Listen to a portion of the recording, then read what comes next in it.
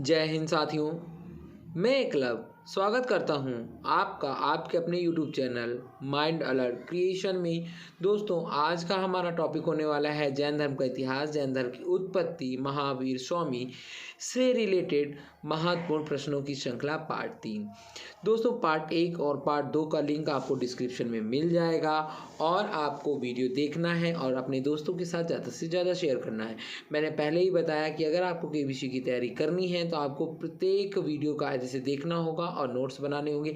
इसीलिए मैंने topic wise प्रश्न उत्तर शुरू किए हैं, क्योंकि अगर आपके टॉपिक वाइज प्रश्न उत्तर रहेंगे तो आपको दिक्कत नहीं होगी। और अगर मैं रैंडमली 10 प्रश्न 20 प्रश्न का वीडियो बनाता हूँ तो कुछ सेक्शन हो सकता है छूट जाए, तो उससे अच्छा है कि आप सब चीज़ें पढ़ते चलें, नोट्स बनाते चलें, तो ज़्यादा से ज़्यादा कवर होगा। और चलिए शुरू करते हैं वीडियो और देखते हैं पहला प्रश्न क्या कह रहा है। तो अगर वीडियो अच्छा लगे तो आप लोग ज़्यादा से ज़्यादा शेयर करें। तो इसी क्रम में चलिए देखते हैं पहला प्रश्न। तो पहला प्रश्न है, निम्नलिखित में से कौन सा आरंभिक जैन साहित्य का भाग नहीं था? थेरी गाथा, आचारांग सूत्र, सूत्र कृतांग, बृहत कल्प सूत्र। तो ये दोस्तों आपका हो जाएगा क्या? थेरी गाथा। क्या हो जाएगा? थेरी गाथा। जो थेरी गाथा है वो बौद्ध धर्म से संबंधित है, वो बौद्ध धर्म का साहित्य है।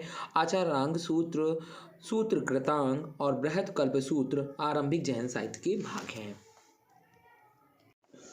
अगला और दूसरा महत्वपूर्ण प्रश्न है, जैन संप्रदाय में प्रथम विभाजन के समय श्वेतांबर संप्रदाय के संस्थापक कौन थे? स्थूलभद्र, भद्रबाहु, कल्काचारी या त्रिशला। तो इसका आपका हो जाएगा ए, स्थूलभद्र। कौन हो जाएंगे? स्थूलभद्र हो जाएगा इसका ऑप्शन। दोस्तों, दो लोग थे। कौन कौन से थे? दो लोग। जब मौर्य काल में मगध में अत्यंत भीषण दुर्भिक्ष मतलब अकाल पड़ा, फलता वहाँ रहने वाले जैन संघ के भद्रबाहु श्रुतकेवली अपने अनुयायियों को लेकर दक्षिण चले गए। जैन संघ का यह भाग दक्षिण मैसूर के पुट्टात प्रदेश में बस गया। अकाल समाप्त होने के बाद जब भद्रबाहु अपने अनुयायियों के साथ पुनः वहाँ लौट आए, किंतु जैन संघ के नियमों को लेकर भद्रबाहु और स्थूलभद्र में, किसमें? स्थूलभद्र और भद्रबाहु में क्या हो गया? लड़ाई हो गई। तो जब लड़ाई हो गई तब इन लोगों ने क्या कर दिया? अपने अपने वो बना लिए, भाग कर लिए। एक बन गए श्वेतांबर और एक बन गए दिगंबर। जो स्थूलभद्र अकाल के समय मगध में ही रहे और उनके अनुयायी भी वहीं थे, तो उन्होंने अपने अनुयायियों को सफ़ेद वस्त्र धारण करने के निर्देश दिए थे, किंतु भद्रबाहु ने निर्वस्त्र रहने के लिए अपने अनुयायियों को शिक्षा दी थी। तो जो आपके श्वेतांबर हैं तो वो क्या करते हैं? सफ़ेद वस्त्र पहनते हैं। जो दिगंबर हैं वो नग्न अवस्था में रहते हैं। तो चलिए देख लेते हैं तीसरा प्रश्न। तो तीसरा और महत्वपूर्ण प्रश्न है, भगवान महावीर का प्रथम अनुयायी कौन था? तो दोस्तों, जब मैंने डिस्क्रिप्शन बताया था तो बहुत अच्छे से बताया था। तो उनके जो जमाली थे वो उनके क्या थे? दामाद थे। और वही क्या थे? आपके पहले उनके अनुयायी थे। प्रियदर्शना उनकी क्या थी? पुत्री थी। और उनकी माता का नाम त्रिशला था और यशोदा उनकी पत्नी थी। ठीक है, तो इसका आपका सही हो जाएगा जमाली। क्या सही हो जाएगा? जमाली सही हो जाएगा। और इन्होंने ही सबसे पहले अपना जो महावीर का संघ था उससे अलग होकर के एक नया संघ बनाया था। तो अगला और महत्वपूर्ण प्रश्न है, किस जैन सभा में अंतिम रूप से श्वेतांबर आगम का संपादन हुआ? वैशाली, वल्लभी, पावापुरी, पाटलिपुत्र। तो दोस्तों, पाटलिपुत्र सही हो जाएगा। क्यों सही होगा? क्योंकि चंद्रगुप्त के मौर्य के शासनकाल में पाटलिपुत्र में प्रथम जैन सम्मेलन आयोजित किया गया जिसमें श्वेतांबर आगम का संपादन किया गया। चूंकि प्राचीन जैन शास्त्र नष्ट हो गए थे, अतः पुनः एकत्र करने के लिए 4th शताब्दी ईसा पूर्व में प्रथम जैन महासभा का आयोजन किया गया था, जिसमें भद्रबाई के अनुयायियों ने भाग नहीं लिया था, क्योंकि वो लोग दक्षिण में चले गए थे ना, इसलिए भाग नहीं लिया था। अगला और महत्वपूर्ण प्रश्न है, समाधि मरण किस दर्शन से संबंधित है? बौद्ध दर्शन, जैन दर्शन, योग दर्शन या लोकायत दर्शन। तो जो आपका ये समाधि है ये इसे संलेखना भी कहा जाता है, यानी जीवन के अंतिम समय में मृत्यु के निकट जानकर स्वेच्छा से अपनाई जाने वाली एक जैन प्रथा, तो उसे समाधि मरण कहते हैं। तो ये किससे संबंधित हो जाएगा? जैन धर्म से संबंधित हो जाएगा। और दिगंबर जैन शास्त्र के अनुसार समाधि मरण या संलेखना इसे कहा जाता है। अब ठीक है, अब जो मतलब व्यक्ति यह उसको यह लगने लगता है कि वो मरने वाला है तो वो खुद खाना पीना त्याग देता है, जिससे क्या हो, उसे मृत्यु जल्दी से प्राप्त हो जाए। ठीक है, श्वेतांबर शाखा पद्धति में इसे संथारा कहा जाता है। श्वेतांबर लोग इसे क्या कहते हैं? संथारा कहते हैं। क्या कहते हैं? संथारा। क्या कहते हैं? संथारा। क्या कहते हैं? संथारा कहते हैं। और दिगंबर के अनुसार समाधि मरण। तो श्वेतांबर, संथारा, दिगंबर, समाधि मरण कहते हैं। तो देख लेते हैं अगला और इम्पोर्टेंट महत्वपूर्ण प्रश्न। तो अगला और महत्वपूर्ण प्रश्न है, आजीवक संप्रदाय के संस्थापक कौन थे? आनंद, राहुल भद्र, मक्खली घोषाल या उपाली? तो जो आजीवक संप्रदाय था उसकी जो स्थापना की थी वो आपके मक्खली घोषाल जी ने की थी। और मक्खली घोषाल जो थे वो प्रारंभ में महावीर के शिष्य थे, किंतु बाद में मतभेद के चलते इन्होंने महावीर की शिष्यता त्याग दी थी और आजीवक नामक स्वतंत्र संप्रदाय की स्थापना की। इनका मत नियतिवाद कहा जाता है। क्या कहा जाता है? नियतिवाद कहा जाता है, जिसके अनुसार संसार की प्रत्येक वस्तु भाग द्वारा पूर्व नियंत्रित एवं संचालित होती है। इन्होंने किसको बल दिया? इन्होंने जो बल दिया वो नियतिवाद को दिया। किसको बल दिया? नियतिवाद को। अगला और महत्वपूर्ण प्रश्न है, निम्नलिखित में से किसने प्रतिपादित किया कि भाग ही सब कुछ निर्धारित करता है, मनुष्य असमर्थ होता है? तो ये जो था ये आजीवकों ने निर्धारित किया। आजीवकों ने, किसने किया? आजीवकों ने। आजीवक संप्रदाय की जो स्थापना की थी वो किसने की थी? मक्खली घोषाल। उनका मत था नियतिवाद, यानी जो हमें मिलता है वो भाग से ही मिलता है और वो सब कुछ भाग के द्वारा ही नियंत्रित होता है। अगला प्रश्न है, वह कौन सा संप्रदाय जो नियति की अटलता में विश्वास कर्तव्य था? मतलब नियति ही सब कुछ है। तो अभी मैंने बताया जैन, आजीवक, चरवाक या बौद्ध। तो आजीवक संप्रदाय हो जाएगा। आजीवक संप्रदाय की स्थापना मक्खली घोषाल ने की थी, जो कि महावीर स्वामी जी के शिष्य थे। तो अगला और नवा महत्वपूर्ण प्रश्न है, बराबर की गुफाओं का उपयोग किसने आश्रय गृह के रूप में किया? आजीवकों ने, थारुओं ने, जैनों ने, तांत्रिकों ने। तो इसका उपयोग जो किया था वो आजीवकों ने किया था। मौर्य युग में पर्वत गुफाओं को काटकर निवास स्थान बनाने की कला का पूर्ण विकास हो चुका था। अशोक तथा उसके पौत्र दशरथ के समय में बराबर तथा नागार्जुनी पहाड़ियों को काटकर आजीविकों के लिए आवास बनाए गए थे। अशोक के समय बराबर पहाड़ी की गुफाओं में सुदामा की गुफा तथा कर्ण चौपड़ नामक गुफा सर्वप्रसिद्ध थी। कौन कौन सी दो गुफाएं प्रसिद्ध थी? सुदामा की गुफा और कर्ण चौपड़। तो ये और बहुत ही महत्वपूर्ण प्रश्न है, यह किसी भी एग्जाम में पूछा जा सकता है।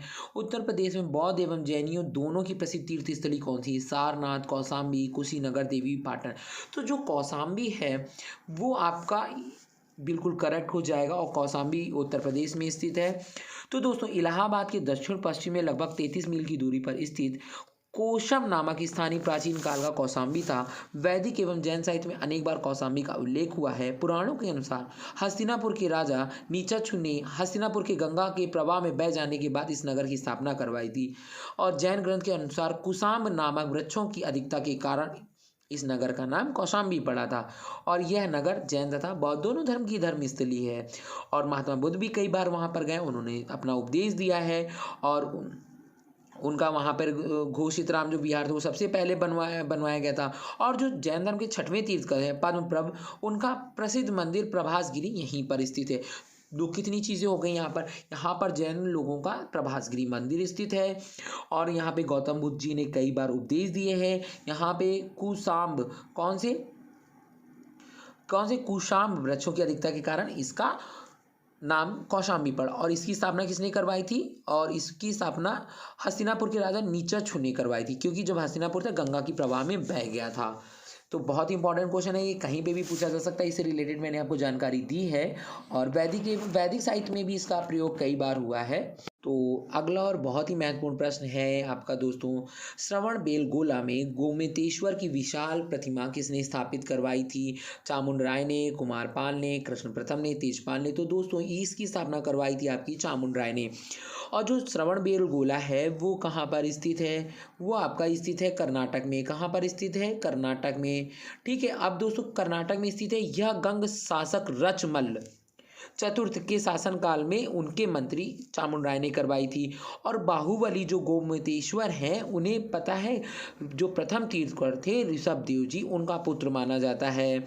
और तो यही मेन बात है। अब चलिए देख लेते हैं अगला।